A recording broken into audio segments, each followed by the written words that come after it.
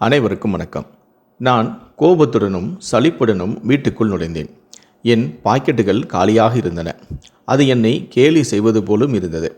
சமையலறைக்கு சென்று அங்கிருந்த காலி பாத்திரங்களை பார்த்தபோது என் மனது இன்னும் நொறுங்கி போனது.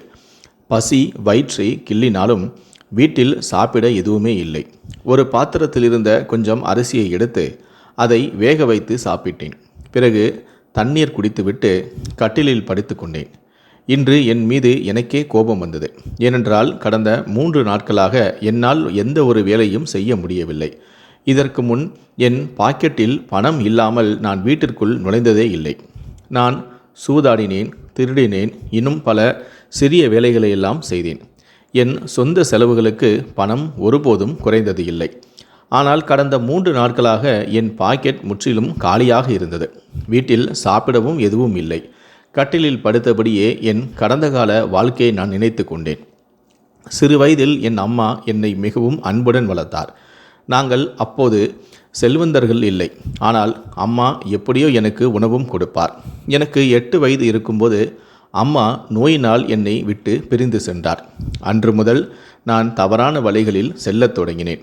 மக்களின் பாக்கெட்டுகளை வெட்டுவதும் சிறிய திருட்டுகளில் ஈடுபடுவதும் என் வேலையாகி போயின. அன்று முதல் இன்று வரை என் 28 வயது ஆன பிறகும் கூட நான் இதே வேலையை தான் செய்து வருகிறேன்.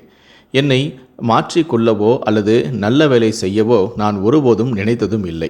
இப்படி நினைத்து கொண்டிருக்கும்போது எப்போது நான் ஆழ்ந்த தூக்கத்தில் ஆழ்ந்தேன் என்று எனக்கே தெரியவில்லை. நான் தூங்கி சிறிது நேரம்தான் ஆகியிருந்தது. கதவில் பலத்த சத்தம் கேட்டது. நான் திடுக்கிட்டு எழுந்து உட்கார்ந்தேன். கடிகாரத்தை பார்த்தேன். இரவு 11 மணி. இந்த நேரத்தில் யார் வந்திருக்க முடியும்? உடைந்த கதவின் இடுக்கில் வழியாக நான் வெளியே பார்த்தபோது என் உயிரே நடுங்கியது. நான் வெளிநாட்டிற்கு அனுப்புவதாக சொல்லி 15,000 ரூபாயை ஏமாற்றியவர்கள்தான் அவர்கள். இப்போது அவர்கள் என் வீட்டிற்கே வந்து விட்டார்கள். கடந்த சில நாட்களாக அவர்கள் என்னை தொந்தரவு செய்து கொண்டிருந்தார்கள். எங்கள் ஆவணங்களை தயார் செய்து கொடு, இல்லையென்றால் பணத்தை திருப்பித்தா என்று என்னை தொந்தரவு செய்து வந்தார்கள். என்னிடம் பணமும் இல்லை, ஆவணங்களையும் தயார் செய்யவும் முடியாது. ஏனென்றால் நான் அவளிடம் பொய் சொல்லி பணத்தை ஏமாற்றிவிட்டேன். அந்த பணமும் எப்போதோ செலவாகிவிட்டது. ஓடிப்போவதை தவிர எனக்கு வேறு வழியும் இல்லை. நான் அவசரமாக சட்டையை அணிந்து வீட்டின் பின்பக்க சுவரில் குதித்து தெருவை நோக்கி ஓடினேன். ஆனால் அவர்கள் என்னை பார்த்து விட்டார்கள். இப்போது அவர்கள் என் பின்னாலேயே ஓடியும் வந்தார்கள். நான் அவளிடம் இருந்து தப்பித்து வெகு தூரம் வந்து விட்டேன். சிறிது தூரத்தில் எனக்கு ஒரு வீடும் தெரிந்தது. அது ஒரு திருமண வீடு என்று எனக்கு தோன்றியது. நான் மெதுவாக நடந்து வீட்டின் உள் பகுதிக்கு சென்றேன். அவர்கள் என்னை பின்தொடர்கிறார்களா என்று நான் வீட்டிற்குள் நுழையும் முன்பு பார்த்தேன். அவர்கள் என்னை பின்தொடர்வதை நிறுத்திவிட்டார்கள் போல. வீடு பெரிதாக இருந்தது. ஆனால் அவர்கள் மிகவும் செல்வந்தர்கள் போல தெரியவில்லை. நடுத்தர வர்க்க மக்கள் போலதான் தோன்றினார்கள். நான் அங்கிருந்து இங்கு சுற்றித் திரிந்த ஒரு அறைக்குள் அருகே சென்றபோது யாரோ அழும் சத்தம் எனக்கு கேட்டது. நான் காது கொடுத்து கேட்டேன். அது ஒரு பெண்ணின் அழுகை போல் இருந்தது. அறையும் சற்று இருட்டாகவே இருந்தது. நான் மெதுவாக கதவை திறந்து உள்ளே பார்த்தபோது தரையில் ஒரு மணப்பெண் அமர்ந்து இருப்பதை நான் கண்டேன். அவள் தன் தலையை முழங்கால்களுடன் புதைத்து கைகளால் முகத்தையும் மூடி விம்மி விம்மி அழுது கொண்டிருந்தாள். மெதுவாக நான் முழு கதவையும் திறந்து மெதுவாக உள்ளே நடக்கத் தொடங்கினேன்.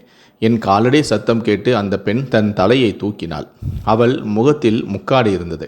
அவள் திடீரென்று எழுந்து நின்று என்னிடம் ஓடி வந்து அழுது கொண்டே என் கைகளை பிடித்து, தயவுசெய்து கௌதம், என்னை ஏற்றுக்கொள். என்னை இப்படி விட்டுவிட்டு போகாதே. என்னை இப்படி நிராகரிக்காதே. என் அம்மா செத்துடுவாங்க கௌதம். இதில் என் தவறு என்ன? இன்று இரவு நீ என்னை விட்டு போனால் என் அம்மாவால் இந்த துக்கத்தை தாங்க முடியாது. உனக்கு என் மீது வெறுப்பு இருக்கிறதா? என் முகத்தை பார்த்தால் உனக்கு அருவருப்பாக இருக்கிறதா? சரி, நான் வாக்குறுதி கொடுக்கிறேன் கௌதம். உன் முன் நான் என் முக்காடை ஒருபோதும் நீக்கவே மாட்டேன். தயவு செய்து என்னை ஏற்றுக்கொள். என்னை விட்டு போகாதே என்று சொன்னாள். என் அம்மா வியாதியுடன் போராடுகிறார். இன்னும் சில காலமே அவர் வாழ்வார் என்பது உனக்கு தெரியும். கௌதம், என் அம்மா உயிருடன் இருக்கும் வரை இந்த உறவை காப்பாற்று. நான் உனக்கு ஒருபோதும் புகார் செய்ய வாய்ப்பு கொடுக்கவே மாட்டேன்.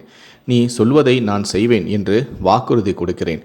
உன் வீட்டின் வேலைக்காரி போல நான் வாழ்வேன். ஆனால் இன்று என்னை விட்டு போனால் என் அம்மா உயிரோடு செத்து விடுவார் என்று சொன்னாள். அவளது கண்ணீர் என் கைகளில் தொடர்ந்து விழுந்து கொண்டே இருந்தது. அவளது முக்காடு மெல்லிய வலையால் ஆனது என்பதால் அவளது முகம் தெளிவாகவே தெரிந்தது. அவளது பெரிய கண்கள் கண்ணீரால் நிறைந்திருந்தன. அவளது வெண்ணிற முகத்தில் வழிந்த மை அவளது அழகை மேலும் அதிகரித்தது. அந்த பெண் ஏன் இவ்வளவு அழுகிறாள் என்று எனக்கு புரியவில்லை. ஆனால் மெதுவாக அவளது கண்ணீர் என் மனதையும் உருக வைத்தது. நான் அந்த பெண்ணை என் மார்போடு அணைத்து கொள்ள விரும்பினேன்.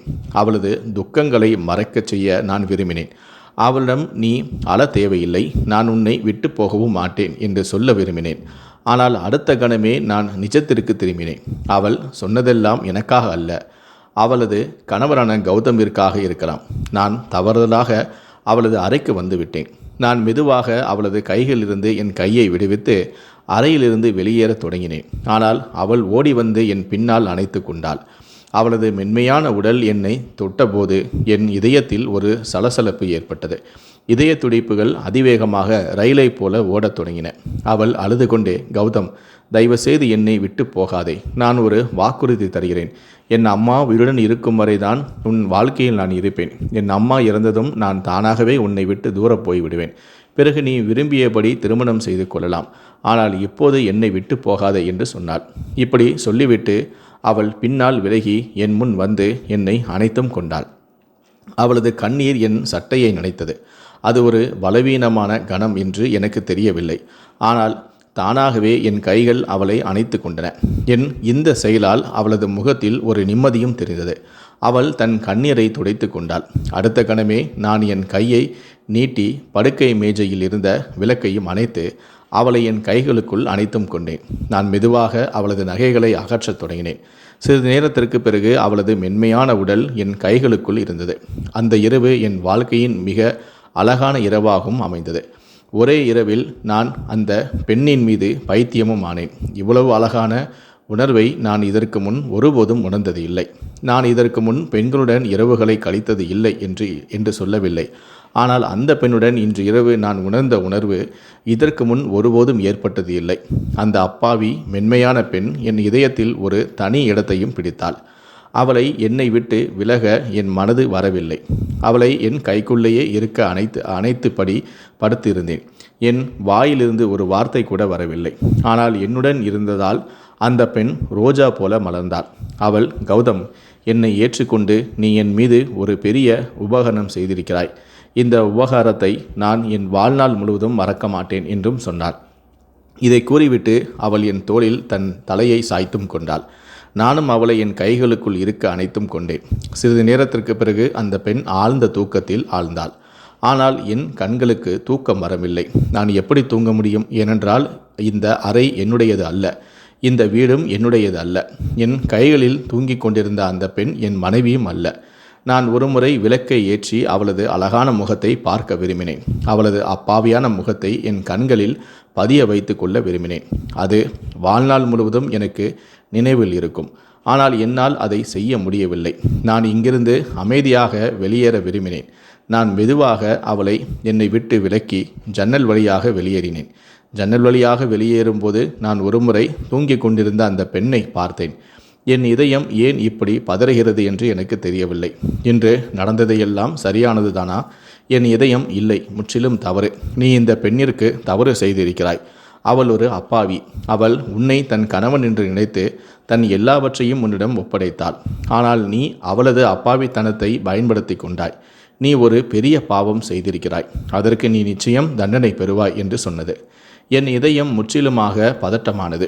நான் அவளிடம் திரும்பிச் சென்று உண்மையை கூறலாம் என்றும் என் மனது சொன்னது. ஆனால் அடுத்த கணமே என்னை நானே தடுத்து கொண்டேன். நான் அவளிடம் உண்மையை சொன்னால் அவள் இன்னும் உடைந்து போவாள். அவளிடம் உண்மையை கூற எனக்கு அவ்வளவு தைரியமும் இல்லை. நான் அவசரமாக அங்கிருந்து வெளியேற முடிவு செய்து அமைதியாக சென்றும் விட்டேன். ஆனால் வீட்டிற்கு வந்த பிறகும் நான் அமைதியடையவில்லை. மீண்டும் மீண்டும் அந்த பெண்ணின் நினைவு என்னை தொந்தரவு செய்தது. அவளது கண்களில் இருந்த கண்ணீர் என் இதயத்தின் அமைதியையே திருடியது. அவளது குரலில் இருந்த சோகம் என்னை உள்ளுக்குள் நிம்மதியாக இருக்க விடவில்லை. அந்த பெண் மிகவும் நிர்பந்திக்கப்பட்டிருக்கலாம். அதனால்தான் அவள் தன் கணவரை தன்னுடன் நிறுத்த விரும்பினாள். நான் அவளது உணர்வுகளுடன் எவ்வளவு பெரிய விளையாட்டை விளையாடினேன். அவள் இவ்வளவு நம்பிக்கையுடன் தன்னை என்னிடம் ஒப்படைத்தாள். நான் அவளுடன் ஒரு சட்டவிரோத உறவை ஏற்படுத்தி கொண்டேன். இந்த விஷயம் அவளுக்கு தெரிய வந்தால் அவளுக்கு என்ன ஆகும்? இந்த விஷயம் அவளது கணவனுக்கு தெரிய வந்தால் அவன் அவளை ஏற்றுக்கொள்வானா என்று யோசித்து கொண்டே விடியற்காலை 4 மணியளவில் எனக்கு தூக்கம் வந்தது. நான் ஆழ்ந்த தூக்கத்தில் இருந்தேன். நான் தூங்கிய சிறிது நேரத்திலேயே என் கனவில் என் அம்மாவின் அழுத முகம் வந்தது. இப்போது வரை நீ சிறிய குற்றங்களை செய்து வந்தாய். ஆனால் இன்று நீ ஒரு பெரிய அப்பாவி பெண்ணின் வாழ்க்கையவே அழித்து விட்டாய். நான் உன்னை ஒருபோதும் மன்னிக்கவே மாட்டேன் கண்ணன் என்று அவள் சொன்னாள். பிறகு அதே அழுத பெண் என் கனவிலும் வந்தாள். அவள், நீ மிகவும் கெட்டவன். நீ என் வாழ்க்கையவே அழித்து விட்டாய். நான் ஏற்கனவே துக்கங்களால் சூழ்ந்தப்பட்ட ஒரு பெண். நீ என்னை இன்னும் ஆழமான துக்கத்திற்கு தள்ளிவிட்டாய் என்றாள். திடீரென்று அந்த பெண் பின்னால் நகர தொடங்கினாள். அவளுக்குள் பின்னால் ஒரு ஆழமான பள்ளமும் இருந்தது. நான் அவளை பிடித்து நிறுத்த விரும்பினேன். ஆனால் அதற்குள் அவள் பள்ளத்தில் விழுந்து விட்டாள். திடீரென்று என் வயிற்றிலிருந்து அலறல் சத்தம் வந்தது. நான் திடுக்கிட்டு எழுந்து உட்கார்ந்தேன். என் உடல் முழுவதும் வியர்வையில் நனைந்திருந்தது. நான் என் தலையை கைகளாலேயே பிடித்து கொண்டேன். நான் மிகவும் தவறான காரியத்தை செய்துவிட்டேன் என்று எனக்கு தோன்றியது. சிறிது நேரத்திற்கு பிறகு என் கதவில் தட்டும் சத்தம் கேட்டது. நான் சென்று பார்த்தபோது என் நெருங்கிய நண்பன் நின்றிருந்தான். அவனை கண்டதுமே எனக்கு சற்று நிம்மதியும் கிடைத்தது. நான் கதவை திறந்து அவனை உள்ளே அழைத்தேன். நான் மிகவும் பதட்டமாக இருந்தேன். அவன் உணர்ந்து கொண்டான். அவன் கேட்டபோது நான் என் மனதில் இருந்த அனைத்தையுமே அவனிடம் சொன்னேன். என் பேச்சை கேட்டு அவன் சத்தமாக சிரித்தான். கண்ணன், நீ இப்படிப்பட்டவன் இல்லை. இன்று வரை நீ எத்தனை பெண்களுடன் நேரம் கழித்திருக்கிறாய். பிறகு ஏன் இன்று இவ்வளவு பதட்டமாக இருக்கிறாய்? இதில் உன் தவறு எதுவுமே இல்லை. அவள் தானாகவே உன்னை தேர்ந்தெடுத்தாள். நீயும் ஒரு ஆண். அதில் என்ன தவறு என்று அவன் எனக்கு சொல்லவும் முயன்றான். ஆனால் நானோ ஏற்றுக்கொள்ளவில்லை. நாங்கள் இருவரும் வெளியே சென்றோம். அவன் எனக்கு உணவு வாங்கி கொடுத்தான். தன் பேச்சில் என்னை மூழ்கடித்தான். மெதுவாக நான் நாள் முழுவதும் கடந்து போனேன். ஆனால் அந்த பெண்ணின் நினைவு என் மனதிலிருந்து நீங்கவில்லை. அவளது தாக்கம் அல்லது நான் பெரும் தவறு செய்துவிட்டேன் என்ற எண்ணத்தில் மெதுவாக நான் அனைத்து தவறான செயல்களையும் விட்டுவிட்டேன். திருடுவது, பிட்பாக்கெட் அடிப்பது அனைத்தையுமே நிறுத்திவிட்டேன். நான் ஒரு மருத்துவ கடையில் விற்பனையாளராக வேலைக்கு செல்லவும் தொடங்கினேன். நான் என் வாழ்க்கையை ஓரளவு சரி செய்தும் கொண்டேன். ஆனால் அந்த பெண் இன்னும் என் மனதின் ஒரு மூலையில்தான் இருந்தாள். அந்த இரவை நினைக்கும்போது எனக்கு சற்று வெட்கமாகவும் இருந்தது. ஆனால் அதே நேரத்தில் அவளது தாக்கம் என் இதயத்தில் ஒரு விசித்திரமான மகிழ்ச்சியையும் ஏற்படுத்தியது. அந்த பெண் எப்போதுமே என்னுடையவளாக இருக்க வேண்டும் என்று என் மனமும் விரும்பியது. 3 மாதங்கள் மெதுவாக கடந்தன. ஒரு நாள் என் மனம் அமைதியற்று இருந்தது. நான் ஒரு முறை அந்த பெண்ணின் நிலை என்ன என்று தெரிந்து கொள்ள வேண்டும் என்று நினைத்தேன். அவள் தன் வீட்டில் மகிழ்ச்சியாக இருக்கிறாளா இல்லையா என்று. ஆனால் நான் எப்படி தெரிந்து கொள்வது? நான் மீண்டும் அவள் வீட்டிற்கு செல்ல விரும்பவில்லை. ஒவ்வொரு நாளும் எனக்கு தைரியம் வரும், ஆனால் முடியாது. ஒருவேளை என் விதி எனக்கு உதவியது. ஒரு நாள் அவள் என்னை கடந்து சென்றாள். நான் மருந்து கடையில் அமர்ந்து அவசரமாக வாடிக்கையாளர்களை கவனித்து கொண்டிருந்தேன். என் முதலாளி மதிய உணவிற்காக வீட்டிற்கு சென்றிருந்தார். அப்போது ஒரு பரிச்சயமான குரல் கேட்டு நான் திடுக்கிட்டேன். அது என் இதயத்தை எப்போதுமே அமைதியற்றதாக வைத்திருந்த அதே குரல். நான் என் கழுத்தை திருப்பி பார்த்தேன். அவள் தன் முகத்தில் பாதி ஸ்கர்ப் அணிந்து நின்றிருந்தாள். என் அமைதியை திருடிய அவளது பெரிய கண்கள் ஸ்கார்ப்பின் உள்ளே இருந்து தெரிந்தன. மற்ற முகம் ஸ்கார்ப்புக்குள் மறைந்திருந்தது. அவள் நீட்டிய சீட்டை கண்டதுமே என் உணர்வுகளே பறந்து போயின. நான் ஆச்சரியத்துடன் அவளை பார்த்தேன். அவள் என் பார்வையை தவிர்த்தாள். நான் மாஸ்க் அணிந்திருந்ததால் அவள் என்னை பார்க்கவில்லை. என்னுடைய மருந்து கடை மருத்துவமனைக்கு மிகவும் அருகில் இருந்ததால் என் முதலாளி எப்போதும் மாஸ்க் அணிய சொல்லியிருந்தார். சீட்டில் கர்ப்பத்தை கலைக்கும் மாத்திரையின் பெயர் எழுதப்பட்டிருந்தது. அதாவது அந்த பெண் கர்ப்பமாக இருந்தாள். அவள் கர்ப்பத்தை கலைக்கவும் விரும்பினாள். இதை நினைத்ததுமே என் இதயம் நொறுங்கியது. நான் எந்த விலையிலும் அது நடக்க விடக்கூடாது என்று நான் விரும்பினேன். நான் சீட்டை திருப்பி கொடுத்து, இந்த மாத்திரை 2 நாட்களுக்கு பிறகுதான் கிடைக்கும் என்று சொன்னேன். மாத்திரை கடையில் இருந்தபோதிலும் நான் வேண்டுமென்றே அவளிடம் கொடுக்கவில்லை. அவள் இந்த தவறான முடிவை எடுப்பதை தடுக்க விரும்பினேன். அவள் எனக்கு நன்றி சொல்லிவிட்டு சென்றாள். நானும் அவளை பின்தொடர்ந்தேன். அவள் ஒரு ஆட்டோவை பிடித்து 15 நிமிட தொலைவில் உள்ள ஒரு பழைய பகுதிக்கு சென்றாள். நான் அவளது வீட்டின் முகவரியை குறித்து கொண்டு அடுத்த நாளே அவளது வீட்டிற்கும் சென்றேன். வீடு முழுவதும் ஒரு சோகம் பரவி இருந்தது. வீட்டின் நிலைமையிலிருந்து அவர்கள் மிகவும் ஏழ்மையில் வாழ்கிறார்கள் என்பதை நான் புரிந்தும் கொண்டேன். வீட்டில் சற்று வயதான பெண்மணி ஒருத்தி இருந்தார். அந்த பெண் என்னை நாற்காலியில் அமர வைத்துவிட்டு தண்ணீர் எடுக்க சென்றிருக்கலாம். அதற்குள் நான் வீட்டை நன்றாக பார்த்தேன். இந்த இளம்பெண்ணின் வீட்டில் இல்லை, அல்லது அவள் தன் அறையில் இருந்திருக்கலாம். சிறிது நேரத்திற்கு பிறகு அந்த வயதான பெண் ஒரு தண்ணீர் பாத்திரத்துடன் வந்து என்னை கேள்விக்குறியாக பார்த்தாள். நான் மிகுந்த தைரியத்துடன் நான் வந்து நோக்கத்தை அவளிடம் கூறினேன். அம்மா, நான் உங்களுடைய மகளை திருமணம் செய்ய விரும்புகிறேன். நான் என் சொந்தமாக இந்த உறவை உங்களிடம் கேட்க வந்திருக்கின்றேன். ஏனென்றால் என் வீட்டில் அம்மா அல்லது சகோதரி இல்லை. நான் உங்களை அணுக வேறு உறவினர்களும் இல்லை. நான் உங்களுடைய மகளை பார்த்தேன். அவள் எனக்கு பிடித்திருக்கிறாள். அதனால் நான் இந்த உறவுக்காக இங்கு வந்திருக்கிறேன் என்று நான் என் பார்வையை தவிர்த்துவிட்டு சொன்னேன். அந்த பெண் ஆச்சரியத்துடன் என்னை பார்த்தாள். பிறகு அவள் சொன்னதை கேட்டு நான் திகைத்து போனேன். அந்த பெண், இது சாத்தியமில்லை. பவித்ரா உன்னை திருமணம் செய்ய ஒருபோதும் சம்மதிக்க மாட்டாள் என்று சொன்னாள். அப்போதுதான் எனக்கு அந்த பெண்ணின் பெயர் பவித்ரா என்றே தெரிந்தது. அந்த பெண் மேலும், உனக்கு முன்னரும் அவளுக்கும் பல உறவுகள் வந்தன. சிலர் அவளது முகத்திற்கு நேராகவே அவமானப்படுத்திவிட்டு சென்றார்கள். சில உறவுகள் பவித்ரா அவளாகவே மறுத்து விடுகிறார்கள். இப்போது வந்திருக்கும் அனைத்து உறவுகளிலும் நீதான் பார்க்க நல்லவனாகவும் இளைஞனாகவும் நன்றாக உள்ளவனாகவும் இருக்கிறாய். இல்லை என்றால் வந்த உறவுகள் வயதான ஆண்களின் அல்லது ஏற்கனவே திருமணமாகி 4 குழந்தைகளுக்கு தந்தையாக இருக்கும் ஆண்களின் உறவுகாராக தான் இருந்தன. இருந்தபோதிலும் அவர்கள் என் பவித்ராவை நிராகரித்துவிட்டு சென்று விட்டனர். என் பவித்ரா மிகவும் அப்பாவி. ஆனால் கடவுள் அவளது விதியில் நிறைய துக்கங்களை எழுதிவிட்டார் என்று சொன்னார். அவளுக்கு என்ன நடந்தது என்று நான் அறிய விரும்பினேன். அவளுக்கு திருமணமானதா? அவளது கணவன் அவளை ஏற்கவில்லையா?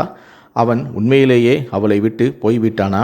நான் எதுவும் தெரியாதவன் போல, ஏன் பவித்ரா திருமணம் செய்ய விரும்பவில்லை? அவள் அழகானவள், அவளிடம் எந்த குறையும் இல்லை. பிறகு ஏன் அவள் தனியாக வாழ்கிறாள் என்று கேட்டேன். என் பேச்சை கேட்டு அந்த பெண்ணின் கண்களில் கண்ணீர் நிறைந்தது. அவள் அழகானவளாக இருந்திருந்தால் அவளது கணவன் அவளை விவாகரத்து செய்திருக்கவே மாட்டான் என்று சொன்னாள். ஒருவேளை அந்த பெண் தன் துக்கத்தை யாரிடமாவது பகிர்ந்து கொள்ள விரும்பியிருக்கலாம். அதனால்தான் அவள் எல்லாவற்றையும் என்னிடம் சொல்ல தொடங்கினாள். என் மகளுக்கு 5 வயது இருக்கும்போது அவளது தந்தை இறந்துவிட்டார். நான் மிகுந்த கஷ்டத்துடன் அவளை வளர்த்து ஆளாக்கினேன். அவளுக்கு 20 வயதான போது நான் அவளுக்கு உறவுகளை தேடத் தொடங்கினேன். ஆனால் என் மகளை பார்த்ததும் அவர்கள் மறுத்து விடுவார்கள். காரணம், என் மகளின் பாதி முகம் எரிந்து போயிருந்தது. அது பார்க்க அழகாக இல்லை. அவள் சிறியவளாக இருந்தபோது என் கூட சமையலறையில் நின்று உணவு கேட்டாள். தவறுதலாக கொதிக்கும் எண்ணெய் அவளது பாதி முகத்தில் விழுந்தது. முகம் மோசமாக எரிந்து போனது. அன்று முதல் அவளது பாதி முகம் விகாரமாகிவிட்டது. அவளது கண் பார்வையும் சிறிதாக பாதிக்கப்பட்டது. இதனால்தான் வந்த உறவுகள் அவளை பார்த்ததும் மறுத்துவிட்டனர். ஒரு வழியாக ஒரு உறவும் வந்தது. அவர்கள் பவித்ராவை விரும்பினர். ஆனால் அவர்கள் நாங்கள் வசிக்கும் வீட்டை மாப்பிள்ளை பெயரில் மாற்ற வேண்டும் என்ற நிபந்தனையும் விதித்தனர். என் கணவர் கடினமாக உழைத்து கட்டிய இந்த வீடுதான் என் மகள் மற்றும் எனக்கும் வாழ்வாதாரமாக இருந்தது. ஆனால் நான் யோசித்தேன், இந்த வீடு எப்படியும் பவித்ராவுக்கு தானே, திருமணமான பிறகும் சரி, அதற்கு முன்னரும் சரி. அதனால்தான் நான் சந்தோஷமாக இந்த வீட்டை மாப்பிள்ளை பெயருக்கு மாற்றியும் விட்டேன். ஆனால் மாப்பிள்ளையின் அம்மாவும் சகோதரிகளும் என்னை ஏமாற்றினார்கள். அவர்கள் தங்களுடைய மகனிடம் பெண்ணின் பாதி முகம் எரிந்து போனது என்று சொல்லவில்லை. அதனால் அவன் திருமணத்திற்கு சம்மதித்தான். ஆனால் திருமணத்தின் போது அவன் பவித்ராவை பார்த்ததுமே கோபமடைந்து திருமணத்தையே மறுக்கத் தொடங்கினான். அவனது அம்மா எப்படியோ அவனை சமாதானப்படுத்தி திருமணத்தையும் நடத்தி முடித்தாள். ஆனால் திருமணம் நடந்த உடனேயே அவன் பவித்ராவை திருமண மேடையிலேயே விட்டுவிட்டு, நான் இந்த பெண்ணுடன் வாழ முடியாது என்று சொல்லிவிட்டு சென்று விட்டான். என் பவித்ராவை அவளது மாமியார் வீட்டிற்கு அனுப்பிவிட்டு பிறகு நான் இறந்தாலும் எனக்கு வருத்தம் இல்லை என்று நான் நினைத்தேன். ஏனென்றால் எனக்கு அதிக காலம் இல்லை. எனக்கும் வியாதி உள்ளது. மருத்துவர்கள் எனக்கு 6 மாதங்கள் மட்டுமே இருப்பதாக கூறினர். அதனால் பவித்ராவின் திருமணத்தை நடத்திவிட்டு என் கடமையிலிருந்து விடுபட நான் விரும்பினேன். ஆனால் அந்த பையன் பவித்ராவை திருமண மேடையிலே விட்டு சென்றபோது நான் அதிர்ச்சியில் மயங்கி விழுந்தேன். என் நிலைமையை கண்டு பவித்ராவின் மாமியார் வீட்டுக்காரர்கள் அவளை தங்களுடைய வீட்டிற்கு அழைத்து சென்றனர். அடுத்த நாள் காலையிலேயே நான் என் மகளை பார்க்க அவளது வீட்டிற்கு சென்றேன். அப்போது பவித்ரா என்னிடம், அம்மா கவலைப்பட வேண்டாம், கௌதம் என்னை ஏற்றுக்கொண்டு விட்டார். இரவு அவர் என்னுடன் இருந்தார். நாங்கள் மிகவும் மகிழ்ச்சியாகவும் இருந்தோம் என்று சொன்னாள். பவித்ராவின் பேச்சை கேட்டு நான் மகிழ்ச்சியுடன் திரும்பி வந்தேன். ஆனால் மதியமானதுமே அவர்கள் என் மகளை வீட்டை விட்டே தள்ளிவிட்டார்கள். உன்னால்தான் எங்களுடைய மகன் எங்களை விட்டு வெளிநாட்டுக்கே சென்று விட்டான் என்று சொல்லி அவளை வெளியேற்றினார்கள். அவன் திருமண மேடையிலேயே அவளை விட்டு சென்று விட்டான். அதன் பிறகு அவன் வீட்டிற்கு திரும்பவே இல்லை. ஒருவேளை என் மகள் அவளது கணவன் இரவு அவளுடன் இருந்தான் என்று என்னிடம் பொய் சொல்லியிருக்கலாம். அந்த மக்கள் எங்களை வீட்டையும் கைப்பற்றி எங்களையும் வீட்டை விட்டு வெளியேற்றி விட்டார்கள். நாங்கள் இந்த வாடகை வீட்டில் வாழத் தொடங்கினோம். என் மகள் அன்று மிகவும் அழுதாள். முழுமையாக உடைந்தும் போனாள். அவளது துக்கத்தை என்னால் பார்க்க முடியவில்லை. அதனால்தான் நான் அவளுக்கு திருமணம் செய்து வைக்க விரும்பினேன். ஆனால் அவள் திருமணம் செய்ய விரும்பவில்லை என்று சொல்லிவிட்டாள். நான் பவித்ராவின் துக்கத்தை உணர்ந்து நானும் துடித்தேன். நான் அவளுடன் செய்தது மிகவும் தவறு என்று எனக்கு புரிந்தும் கொண்டேன். ஆனால் இப்போது அவளது மகிழ்ச்சியை மீட்டெடுக்க நான் முடிவும் செய்தேன். நான் பவித்ராவை திருமணம் செய்ய தயாராக இருக்கின்றேன். நீங்கள் பவித்ராவை என்னை திருமணம் செய்ய சம்மதிக்க வைக்க வேண்டும். நான் வாக்குறுதி கொடுக்கின்றேன். உங்கள் மகளை நான் எப்போதும் மகிழ்ச்சியாகவே வைத்திருப்பேன் என்று சொன்னேன். ஒருவேளை பவித்ரா தான் கர்ப்பமாக இருப்பதை தன் தாயிடம் சொல்லவில்லை என்று நான் நினைத்தேன். நான் நினைத்தது சரிதான். அந்த குழந்தை என்னுடையது. அதை பவித்ரா கலைக்க விரும்பினாள். நான் அது ஒருபோதும் நடக்க விட மாட்டேன் என்று நினைத்தேன். நான் அவளை ஏற்றுக்கொண்டு என் குழந்தைக்கு என் பெயரை கொடுக்க நான் விரும்பினேன். என் பேச்சை கேட்டு அவளது அம்மா மிகவும் மகிழ்ச்சி அடைந்தார். அவர் என் தொலைபேசி எண்ணையும் எடுத்துக்கொண்டு அடுத்த நாள் எனக்கு பதில் சொல்வதாகவும் சொன்னார். அடுத்த நாள் மதியம் என் தொலைபேசியும் ஒலித்தது. பவித்ராவின் அம்மாதான். பவித்ரா உறவிற்கு ஒப்புக்கொண்டாள். ஆனால் அவள் ஒரு முறை உன்னிடம் பேச விரும்புகிறாள். அதன் பிறகுதான் அவள் திருமணத்திற்கே சம்மதம் சொல்வாள் என்று சொன்னார். என் இதயமும் வேகமாக துடித்தது. நான் அவளுடன் பேச தயாராக இருந்தேன். பவித்ராவின் அம்மா அவளிடம் தொலைபேசியை கொடுத்தார். அவளது இனிமையான குரல் என் காதுகளில் கேட்டது. என் இதயமும் துடித்தது. அவள், நான் உங்களை திருமணம் செய்ய தயாராக இருக்கின்றேன். ஆனால் நான் உங்களிடம் ஒரு உண்மையை சொல்ல விரும்புகிறேன். இந்த உண்மைக்கு பிறகும் நீங்கள் என்னை திருமணம் செய்ய விரும்பினால் எனக்கு எந்த ஆட்சேபனையும் இல்லை என்று சொன்னாள். ஒருவேளை அவள் தன் அறைக்குள் சென்று விட்டாள். ஏனென்றால் அவள் சிறிது நேரம் நிறுத்திவிட்டு மீண்டும் பேசத் தொடங்கினாள். 2 நிமிடங்கள் கழித்து அவள், பாருங்கள், ஒரு உண்மையான என் அம்மா உங்களிடம் ஏற்கனவே சொல்லிவிட்டார். என் பாதி முகம் எரிந்து போயிருக்கிறது என்று. ஆனால் மற்ற உண்மை என்னவென்றால், நான் 3 மாத கர்ப்பமாக இருக்கிறேன். என் வயிற்றில் இருக்கும் குழந்தை என் கணவனுடையது அல்ல, ஒரு தவறான குழந்தை. திருமணத்தின் முதல் இரவில் ஒருவர் என்னை வற்புறுத்தினார். அவரது குழந்தை என் வயிற்றில் இருக்கிறது. இந்த குழந்தையை நான் வெறுக்கிறேன். அதை கலைத்து விடவும் நான் விரும்புகிறேன். ஆனால் என் அம்மா என்னை மிரட்டி இந்த திருமணத்திற்கு சம்மதம் வைத்திருக்கிறார். இந்த குழந்தையுடன் என்னை ஏற்றுக்கொள்ள நீங்கள் தயாராக இருந்தால் நான் திருமணத்திற்கு சம்மதிக்கிறேன் என்று சொன்னாள். நான் யோசிக்காமல், பவித்ரா, உன் குழந்தையால் எனக்கு எந்த பிரச்சனையும் இல்லை. நான் உன்னைதான் காதலிக்கிறேன். இந்த குழந்தைக்கும் என் பெயரை கொடுக்க நான் விரும்புகிறேன் என்று சொன்னேன். என் பேச்சை கேட்டு அவள் ஆச்சரியமடைந்து, சரி, பிறகு எனக்கு இந்த திருமணத்தில் எந்த ஆட்சேபனையும் இல்லை என்று சொல்லி தொலைபேசியை துண்டித்தாள். பவித்ரா திருமணத்திற்கு சம்மதித்தும் விட்டாள். இதை நினைத்து எனக்கு மனதுக்குள் மிகவும் அமைதியாக இருந்தது. ஆனால் அதே நேரத்தில் நான் பயந்தேன். பவித்ரா என்னை பார்த்து அடையாளம் கண்டு கொண்டால் அவளது எதிர்வினை எப்படி இருக்கும் என்று. மகிழ்ச்சியின் தொடக்கம் எப்படியோ 8 நாட்களுக்கு பிறகு என் திருமணம் பவித்ராவுடன் மிகவும் எளிமையாக நடந்தது. திருமணத்தின் போது பவித்ரா முக்காடில் இருந்தாள். நான் அவளை வீட்டிற்கு அழைத்து வந்தபோது அவள் முக்காட்டில் தான் இருந்தாள். நான் அவளை என் அறைக்குள் அமர வைத்தேன். என் வீட்டில் அவளை வரவேற்க யாரும் இல்லை. அதனால் திருமணத்தில் அதிக சடங்குகளும் இல்லை. விடைபெறும் நேரத்தில் இரவு 11 மணி ஆகிவிட்டது. என் தரப்பில் சில நண்பர்கள் மட்டுமே திருமணத்தில் கலந்து கொண்டனர். நான் பவித்ராவை அறையில் அமர வைத்துவிட்டு என் நண்பர்களிடம் சொன்னேன். அவர்கள் என்னை கிண்டல் செய்தார்கள், நகைச்சுவையும் செய்தார்கள். ஆனால் நான் எதிர்காலத்தை பற்றி நினைத்து கவலைப்பட்டேன். அவள் என்னை பார்த்ததுமே எப்படி நடந்து கொள்வாள் என்று எனக்கு தெரியவில்லை. நான் என் மனதிற்குள் ஒரு முடிவை எடுத்தேன். நான் பவித்ராவிடம் மன்னிப்பு கேட்டுக்கொள்வேன். அவளுக்கு இவ்வளவு அன்பு கொடுப்பேன். அவள் என் தவறுகளை மறந்து விடுவாள். நாங்கள் இருவரும் சேர்ந்து எங்கள் குழந்தையை இவ்வளவு அன்புடன் வளர்ப்போம். அவள் எந்த குறைபாட்டையும் உணர நான் மாட்டேன். நான் இரவு பகல் உழைப்பேன். என் பவித்ராவுக்கு உலகின் அனைத்து மகிழ்ச்சியையும் கொடுப்பேன் என்று. என் நண்பர்கள் என்னை விட தயாராகவும் இல்லை. நீ அவளை பார்க்க மிகவும் அவசரமாக இருக்கிறாய். அவள் இப்போது உன் மனைவி. சிறிது நேரம் எங்களுடன் செலவிடு என்று அவர்கள் சொன்னார்கள். நான் மிகுந்த கஷ்டத்துடன் அவர்களை விட்டு விலகி என் அறைக்கு வந்தேன். பவித்ரா சுருங்கி அமர்ந்திருந்தாள். என் இதயத்தில் புதிய உணர்வுகள் பிறந்தன. பவித்ராவுடன் நான் கழித்த அந்த தருணங்கள் எனக்கு நினைவுக்கு வந்தன. அன்றும் அவள் மணப்பெண் போல இருந்தாள். இன்றும் மணப்பெண் போலவே என் முன் அமர்ந்திருந்தாள். அன்று அவள் வேறு ஒருவரின் மணப்பெண், ஆனால் இன்று அவள் என்னுடைய மணப்பெண். நான் மெதுவாக அவளுக்கு முன் சென்று அமர்ந்தேன். அவளது நடுங்கும் கைகள் என் கைகளுக்குள் எடுத்துக்கொண்டேன். பவித்ரா, நான் உன்னை மிகவும் காதலிக்கிறேன். கடந்த 3 மாதங்களில் நான் உன்னை நினைக்காத கணமே இல்லை. நான் தினமும் கடவுளிடம் உன்னை கேட்டேன். திடீரென்று ஒரு நாள் நீ எனக்கு கிடைத்து விட்டாய். நான் உடனடியாக உன் வீட்டிற்கு வந்து விட்டேன். பவித்ரா, வாக்குறுதி கொடு. நிலைமைகள் எப்படி இருந்தாலும் நீ என்னை விட்டு போக மாட்டாய் என்று. அவள் ஆச்சரியத்துடன் என் பேச்சை கேட்டு கொண்டிருந்தாள். பிறகு அவள் தன் தலையை சற்றென தூக்கி அடுத்த கணமே தன் முக்காட்டையும் நீக்கினாள். அவளது பெரிய கண்கள் என்னை பார்த்ததும் இன்னும் பெரிதாகின. அவள் என்னை அடையாளம் கண்டு கொண்டாள். அடுத்த கணமே அவள் என் கைகளிலிருந்து தன் கையை இழுத்து கொண்டாள். நீ என்னை அழித்தவன் நீதானே என்று அவள் தடுமாறிய குரலில் கேட்டாள். இதை கேட்டு அவள் அலறத் தொடங்கினாள். அவள் ஒரு பைத்தியம் போல ஆகியும் விட்டாள். நான் அவளை நெருங்கி என் கைகளில் இருக்க அணைத்தும் கொண்டேன். பவித்ரா, தயவுசெய்து சுயநினைவுகளுடன் வா. நடந்தது உணர்ச்சி பொங்கில் நடந்தது. அது என் நோக்கம் அல்ல. ஆனால் அந்த இரவிற்காக நான் இன்னும் வெட்கப்படுகிறேன். நான் ஒவ்வொரு கணமும் கடவுளிடம் மன்னிப்பும் கேட்டேன். நான் உன்னிடம் வர விரும்பினேன். ஆனால் நீ உன் கணவனுடன் மகிழ்ச்சியாக இருப்பாய் என்று நான் நினைத்தேன். அன்று நான் அவளை அமைதிப்படுத்த முயன்றேன். ஆனால் அவள் என் கைகளிலிருந்து வெளியேற எல்லா முயற்சிகளையும் செய்தாள். அவள் அழுது கொண்டே சத்தமாக அலறினாள். அன்று நீ என்னை அழித்து விட்டாய். என் எல்லாமே முடிந்துவிட்டது. ஒருவேளை என் மாமியார் வீட்டுக்காரர்கள் என்னை என் கணவனின் பெயரில் அங்கு இருக்க அனுமதித்திருப்பார்கள். நான் அவளிடம் கெஞ்சியும் இருப்பேன். ஆனால் நீ என்னுடன் செய்த செயல் என் வாழும் உரிமையையே பறித்து கொண்டது. என் கணவன் அன்று இரவு என் அறைக்கே வரவில்லை.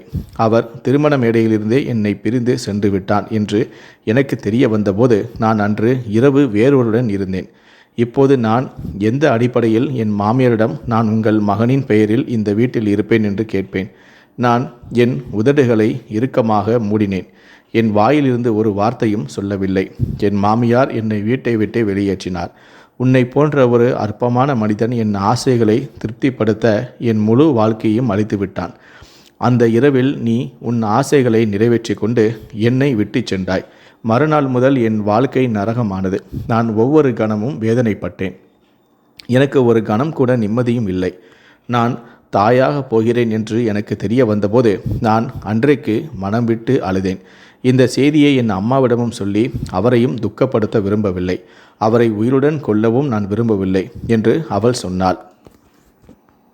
பவித்ராவிற்காக என் கண்களில் கண்ணீர் இருந்தது. அவள் என்னுடன் செய்தது தவறு என்று நான் அறிவேன். அவள் 3 மாதங்களாக பட்ட வேதனையை நான் அறிவேன். ஆனால் நான் அந்த துக்கத்தை ஈடுகட்ட விரும்பினேன். இந்த நோக்கத்துடன் நான் அவளை சமாதானப்படுத்தவும் முயன்றேன். ஆனால் அடுத்த கணமே பவித்ரா என் கைகளில் சாய்ந்தாள். அவள் மயங்கி விட்டாள். பயத்தால் என் நிலைமையும் மோசமானது. நான் அவளை உடனடியாக மருத்துவமனைக்கு அழைத்து சென்றேன். மருத்துவர்கள் அவள் மன அழுத்தத்தால் மயங்கிவிட்டதாக கூறினார்கள். சிறிது நேரத்திலேயே அவளுக்கு சுயநினைவும் வரும். 3 மணி நேரத்திற்கு பிறகு பவித்ராவுக்கு சுயநினைவு வந்தது. நான் மெதுவாக அவளது அறைக்கு சென்றேன். அவளது கையில் இன்னும் ட்ரிப்ஸ் இருந்தது. அவளது கண்களில் சோகம் நிறைந்திருந்தது. அவள் கூரையை பார்த்து கொண்டே இருந்தாள். கண்களிலிருந்து கண்ணீரும் வழிந்து தலையணையில் விழுந்து கொண்டிருந்தது. நான் அமைதியாக அவளிடம் சென்று அவளது கையை என் கைகளில் எடுத்தும் கொண்டேன். அவள் என் கையை விடுவிக்க முயலவில்லை. நான் கெஞ்சினேன், தயவுசெய்து பவித்ரா, நடந்ததை மறந்துவிடு. அந்த இரவு உன் வாழ்க்கையின் அழிவுக்கு காரணம் என்று நான் ஒப்புக்கொள்கிறேன். ஆனால் கடவுள் நல்லதுக்காகவே அனைத்தையும் செய்திருக்கிறார். அன்று இரவில் நான் உன் வாழ்க்கையில் வந்திருக்காவிட்டால் நீ இன்றும் உன் கணவனுக்காக காத்திருந்திருப்பாய். இன்றும் உன் மாமியார் வீட்டுக்காரர்களின் கொடுமைகளையும் அனுபவித்து கொண்டிருப்பாய். உன் வாழ்க்கையை நீ வீணடித்திருந்திருப்பாய். ஆனால் கடவுள் உன் வாழ்க்கையில் மகிழ்ச்சியை கொண்டு வர விரும்பினார். அதனால்தான் அவர்தான் என் மற்றும் உன் சந்திப்பை நிகழ்த்தினார். அந்த இரவு நீ வேறு ஒருவரின் மணப்பெண். ஆனால் அந்த இரவு எனக்காக இருந்தது. அந்த இரவில்தான் எங்கள் வாழ்க்கையே தொடங்கியது. என் குழந்தை உன் கருவறையில் பிறக்க வேண்டும் என்று. மருத்துவமனையிலிருந்து வெளியே வந்த பிறகு நான் அவளை வீட்டிற்கு அழைத்து வந்தேன். மெதுவாக பவித்ரா சாதாரண வாழ்க்கைக்கு திரும்பத் தொடங்கினாள். ஆனால் அவளது அணுகுமுறை என்னிடம் இன்னும் வெறுப்பு நிறைந்ததாகவே இருந்தது. நான் அவளை மிகவும் கவனித்து கொண்டாலும் அவளது உணவு, உடை மற்றும் மற்ற விஷயங்களில் பவித்ரா நான் கொண்டு வந்த பொருட்களை மறுக்கவில்லை. அவற்றை அமைதியாக ஏற்றும் கொண்டாள்.